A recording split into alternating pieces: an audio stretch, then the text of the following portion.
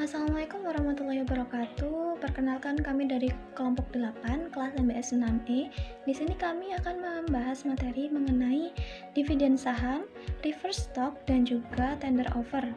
Nah, untuk kelompok 8 sendiri terdiri dari 5 anggota, yaitu yang pertama, Rarina Desa Irmahayu atau saya sendiri dengan NIM 205211231. Kemudian yang kedua ada Nurul Hidayah dengan NIM 205211232.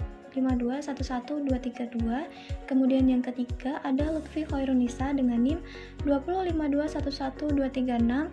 Kemudian yang keempat ada Aris Bagas Prasetya dengan NIM 205211238. Dan yang terakhir ada Siti Nurholila dengan NIM 205211241. Nah, untuk pembahasannya yaitu yang pertama ada dividen saham, kemudian yang kedua ada reverse stock split, dan yang ketiga ada tender offer. Yang pertama yaitu pengertian dividen saham. Dividen saham merupakan suatu pembagian keuntungan yang diberikan oleh sebuah perusahaan kepada para pemegang saham yang dimana sebanding dengan jumlah lembar saham yang dimiliki oleh pemegang saham tersebut. Nah, jika perusahaan penerbit mampu mendapatkan laba yang besar, maka dana yang dialokasikan untuk dividen saham juga semakin tinggi pula. Nah, untuk besaran dana dividen saham itu tergantung masing-masing perusahaan, di mana hal tersebut diputuskan dalam ketentuan atau keputusan Rapat Umum Pemegang Saham atau RUPS perusahaan, di mana dalam RUPS tersebut biasanya yaitu menentukan apakah saldo laba yang didapatkan perusahaan akan dialokasikan sebagai dana dividen atau sebagai laba perusahaan. Selanjutnya yaitu jenis-jenis dividen. Nah, di sini ada 5 jenis dividen, yaitu yang pertama ada cash dividend atau dividen tunai, yang kedua ada stock dividend atau dividen saham, kemudian yang ketiga ada scrip dividend, kemudian yang keempat ada property dividend, dan yang kelima ada liquidating dividend. Nah, untuk yang pertama yaitu cash dividend atau dividen tunai, itu sesuai dengan namanya, dividen tunai merupakan suatu pembagian keuntungan oleh perusahaan kepada para pemegang saham, di mana dividen yang dibagikan itu adalah dalam bentuk uang tunai atau kas. Nah, di sini ada 3 syarat yang harus dipenuhi oleh perusahaan agar dapat membagikan dividennya secara tunai, yaitu yang pertama ada saldo laba yang mencukupi, kemudian yang kedua ada tersedianya uang kas yang mencukupi untuk membayar dividen tersebut, dan yang ketiga adalah keputusan komisaris perusahaan. Dan yang kedua yaitu ada stok dividen atau dividen saham. Nah, di sini dividen saham merupakan suatu pembagian keuntungan yang diberikan oleh perusahaan kepada para pemegang sahamnya, itu dalam bentuk saham perusahaan atau lembar saham perusahaan. Nah, di sini tujuannya adalah untuk menambah lembar saham yang beredar dalam perusahaan. Nah, ada 2 alasan kenapa dilakukannya stok dividen ini, yaitu yang pertama ada kesulitan modal kerja, kemudian yang kedua ada pembatasan dari para kreditor. Nah, yang ketiga yaitu ada scrip dividen, yaitu pembagian keuntungan dari perusahaan kepada para pemegang saham itu dalam bentuk surat hutang, yaitu biasanya itu wesel, yang dimana pelunasannya itu akan dilakukan pada kemudian hari.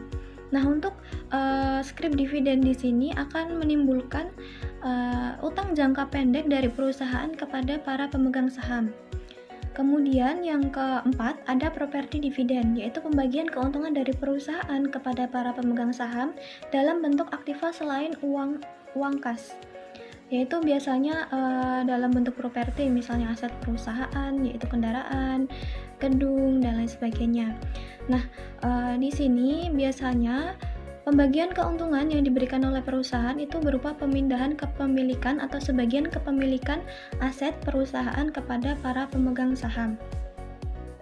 Kemudian jenis dividen yang terakhir yaitu ada liquidating dividend. Nah, di sini merupakan suatu pembagian keuntungan dari perusahaan kepada para pemegang sahamnya, yang sebagian merupakan pemulangan dari return of investment yang disetorkan oleh para pemegang sahamnya. Nah, di sini perusahaan mengembalikan sebagian modal awal yang telah diberikan atau disetorkan oleh para kreditor di awal penyetorannya. Nah, biasanya liquidating dividend ini dilakukan perusahaan ketika akan menutup operasi bisnis atau ketika perusahaan sudah akan bangkrut.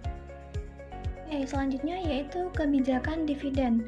Nah, kebijakan dividen merupakan suatu keputusan apakah laba yang didapatkan oleh perusahaan di akhir tahun akan dibagikan kepada para investor sebagai dana dividen, atau apakah laba tersebut akan ditahan perusahaan kemudian akan digunakan untuk menambah modal perusahaan di masa yang akan datang sebagai dana investasi. Nah, untuk teori dividen sendiri yang terkenal ada satu teori yang dicetuskan oleh Bhattacharya, yaitu dinamakan teori dividend signaling theory, di mana teori ini membahas mengenai informasi cash dividend yang dibayarkan oleh perusahaan kepada para pemegang saham itu merupakan sebuah sinyal prospek perusahaan di masa yang akan datang.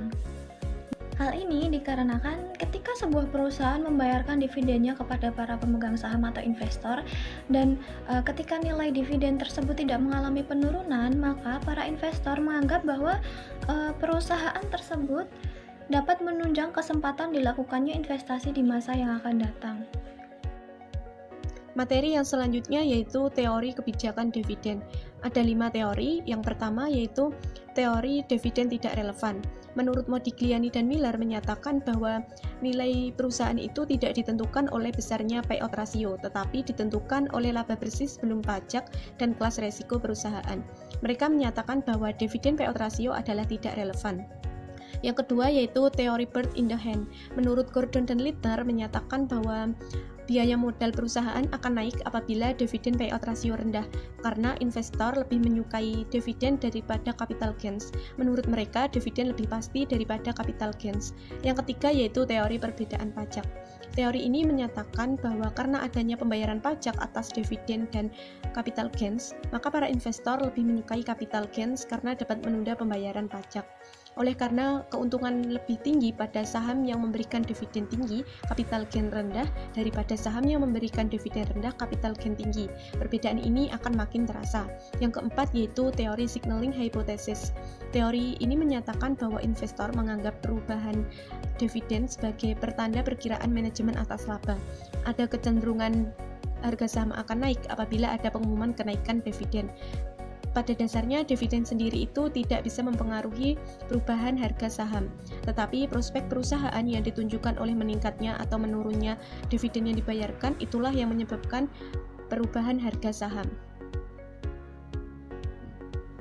Yang kelima yaitu teori clientele effect. Teori ini menyatakan bahwa klien atau kelompok pemegang saham yang berbeda akan memiliki preferensi yang berbeda terhadap kebijakan dividen perusahaan.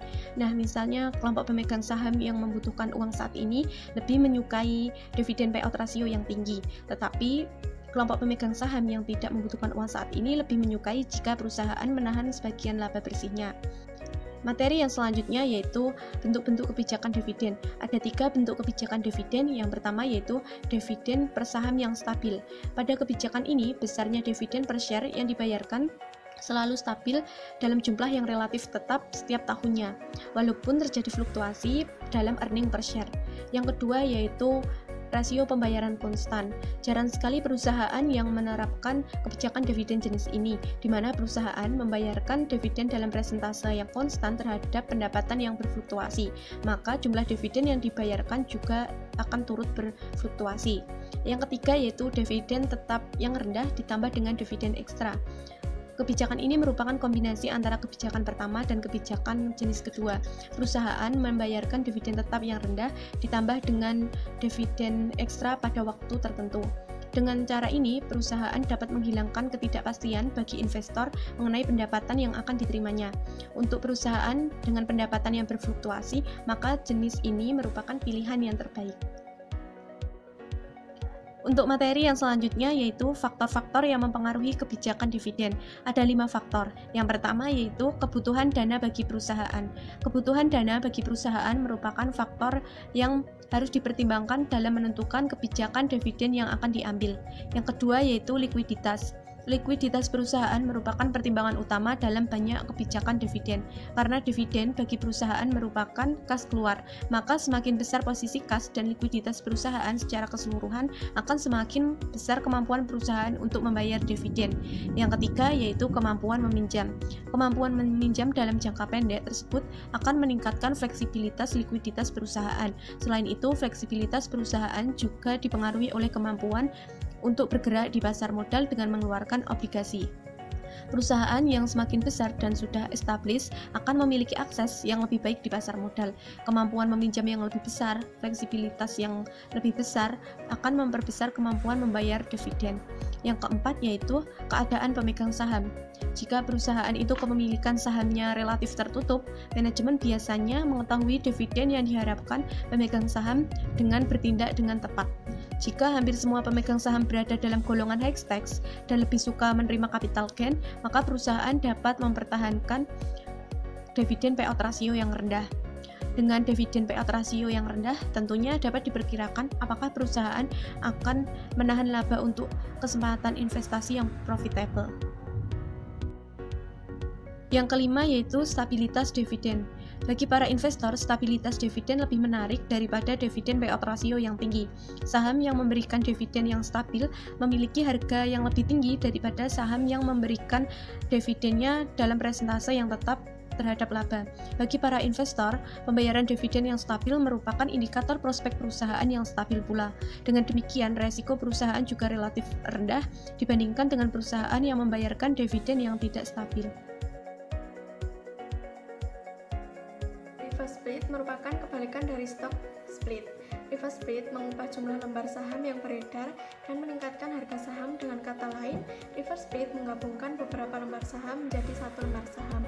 Misalnya saja, suatu perusahaan melakukan reverse split 1:2.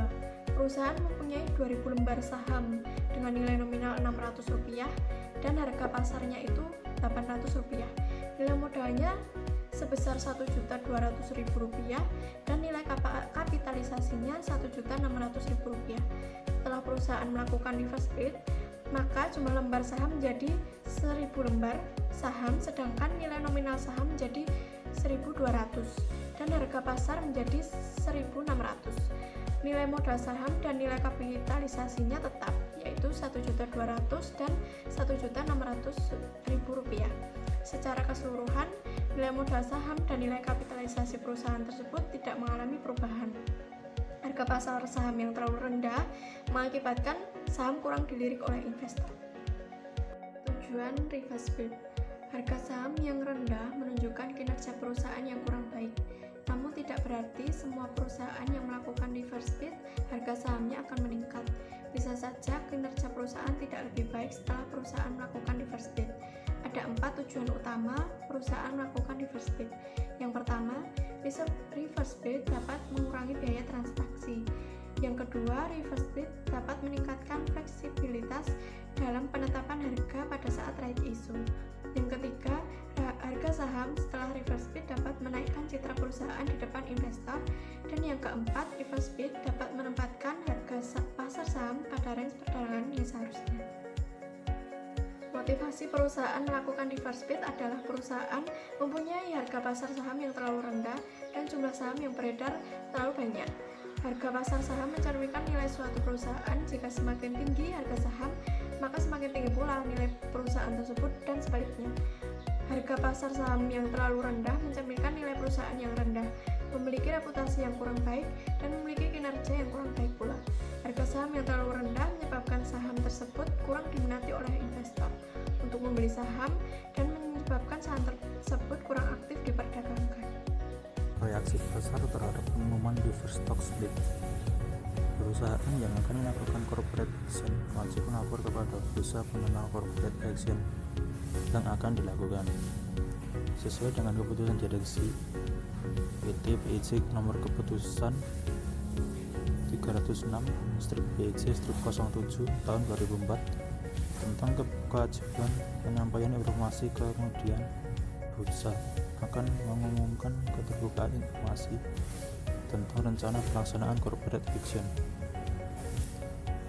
Signaling teori menyatakan bahwa reverse split memberikan sinyal yang informatif kepada investor mengenai prospek perusahaan di masa depan, sehingga pasar akan merespon informasi yang diberikan oleh perusahaan.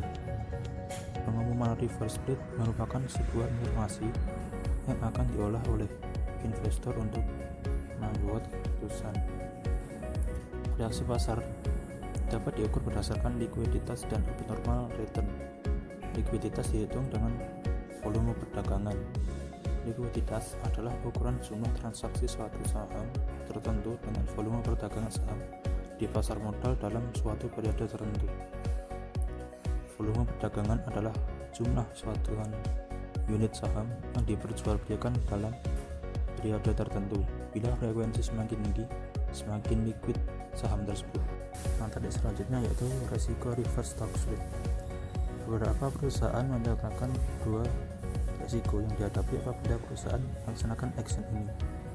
Resiko tersebut diantaranya adalah: 1. Adanya kemungkinan harga saham perusahaan di pasar akan turun kembali setelah reverse stock split dilaksanakan. Penurunan harga saham yang disebabkan oleh kondisi pasar adalah faktor yang tidak dapat dihindari oleh setiap pemegang saham. Yang kedua yaitu kemungkinan terjadi pemecahan saham serta kepemilikan saham kurang dari satu kesatuan perdagangan atau out-out.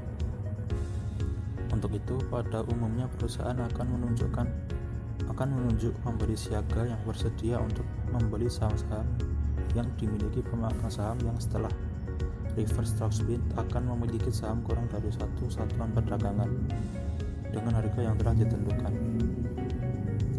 Selanjutnya yaitu prosedur melakukan reverse stock split. Beberapa hal yang harus dipenuhi oleh emiten yang akan melakukan reverse stock split diantaranya adalah: pertama, harus mendapat persetujuan rapat umum pemegang saham luar biasa atau disingkat dengan RUPSLB. Yang kedua, mendapat perubahan ADART yang mengubah nilai nominal saham telah disahkan oleh Departemen Kehakiman dan HAM dan telah mendapatkan DDP dari perusahaan dari Departemen Perindustrian dan Perdagangan.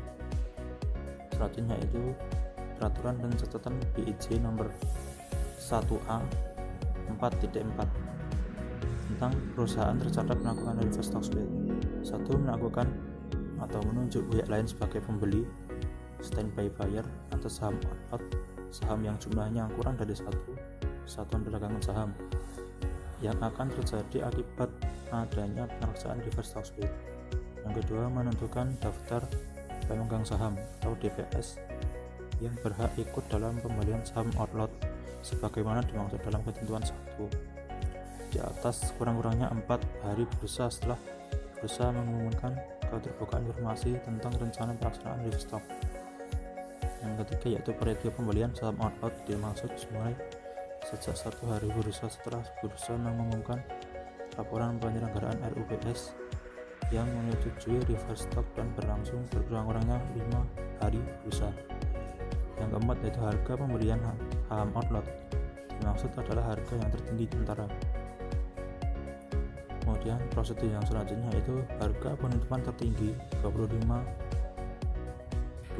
hari bursa terakhir sebelum dilakukannya keterbukaan informasi tentang rencana pelaksanaan reverse stock atau harga yang terjadi pada saat pembelian sebagaimana dimaksud dalam ketentuan 3 di atas. Tender offer merupakan penawaran pembelian saham publik yang dampaknya dapat mengurangi jumlah pemegang saham secara signifikan. Selain itu, tender offer juga dapat menjadikan perusahaan tidak lagi memenuhi syarat sebagai perusahaan publik. Maka dari itu, tender offer perlu dilakukan secara wajar dan terbuka, terlebih mengenai harga, tata penjualan, dan lain-lain yang dapat membatalkan tender offer. Untuk perbedaan ketentuan tender wajib dan penawaran tender sukarela adalah: tender wajib diatur dalam peraturan nomor 9.H nomor 1, sedangkan tender sukarela diatur keputusan ketentuan Bapan nomor Cap 263 BL per 2011 dan peraturan nomor 9.F nomor 1 untuk penyebab dan tujuannya. Tender wajib pengendali baru bersifat mutlak dan harus ada, sedangkan tender sukarela tidak disebabkan keharusan adanya pengendali baru. Untuk tender wajib tujuannya adalah mengendalikan perusahaan, sedangkan tender sukarela adalah pembelian seluruh sisa saham untuk merubah perusahaan terbuka menjadi tertutup. Untuk prosedurnya, dalam tender wajib, calon pengendali harus bernegosiasi dengan mencantumkan hasil negosiasi. Sedangkan tender sukarela wajib menyampaikan pernyataan sukarela dari pihak-pihak yang bersangkutan.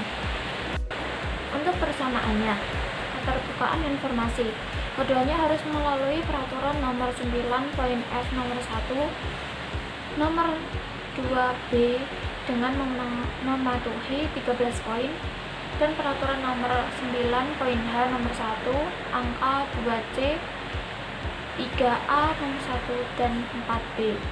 Harga penawaran, keduanya sama-sama menentukan harga tertinggi dan tidak boleh lebih rendah dari saham sebelumnya.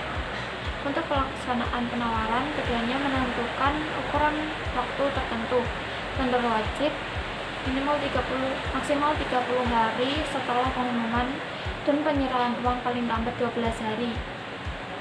Sedangkan tender sukarela sesuai ketentuan terlampir dengan waktu yang dipenuhi pihak yang bersangkutan.